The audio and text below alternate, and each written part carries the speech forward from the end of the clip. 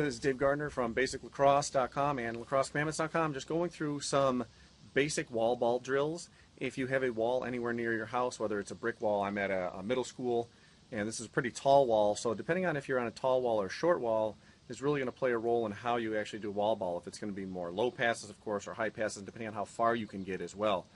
So the key thing, of course, is that you're always out there taking some action and becoming familiar with your stick, whether you're a guy or a girl playing, boys and girls lacrosse, whatever it is.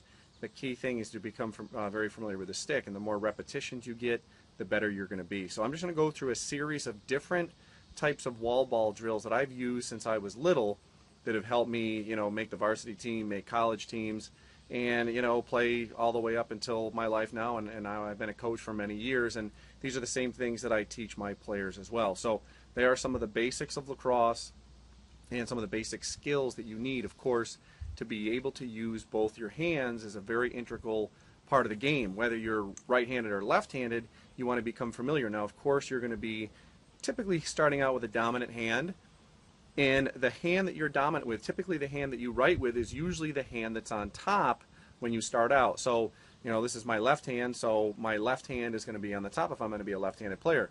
My right hand, I'm going to have that on top, and I'm going to go more righty. As you progress, depending on how old you are going to want to put more effort into your weak hand, maybe by doing things like brushing your teeth weak-handed, using the fork and spoon and eating differently. The more you become familiar and you get in that idea of muscle memory, the better you're going to be and actually more comfortable with using your stick. So I'm just going to go through a couple different drills here that you can implement, in many ways. And not only with a wall, but if you have a friend, a parent, maybe if your parent isn't too inclined to use, a lacrosse stick, maybe they can just use a glove if they're more familiar with baseball and things like that. So there's a lot of ways you can manipulate it. I like to stick with the basics, and you can always elaborate and change them from there. So I'm just going to go through a series of them, and I kind of point out a couple things with each one. I want to get a good stance. If I am going to throw with the right hand, my right hand is going to be on top.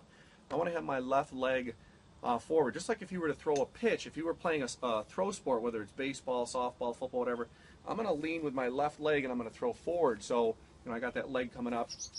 You're going to do the same thing with lacrosse. You're going to have that left leg come forward. Now, you might not be able to see my legs here based on the video, but you always want to have your opposite leg of what arm you're throwing with. So, as I throw, I want to make sure I try to hit the same spot every single time, and I basically move back and forth. You don't have to move a lot, but I do lean onto my left leg and I move forward each time. And as I try, I give a little bit on the way back, and I try to hit the same stone or the same rock, or maybe if you got some chalk, you can put a spot on the wall, and you want to just have repetitions. And then you're going to switch hands. You're going to go left-handed and put your right leg first. I'm going to try to hit the same spot. Maybe you find a mark or a different colored stone or a different colored brick, and you just want to keep going through. So that's just your basic wall ball, where you're going through and just playing catch like you would play catch with a friend. If you're trying to develop that weak hand, I would highly suggest that you actually go forth and do twice as many repetitions with your weak hand as you do your dominant hand.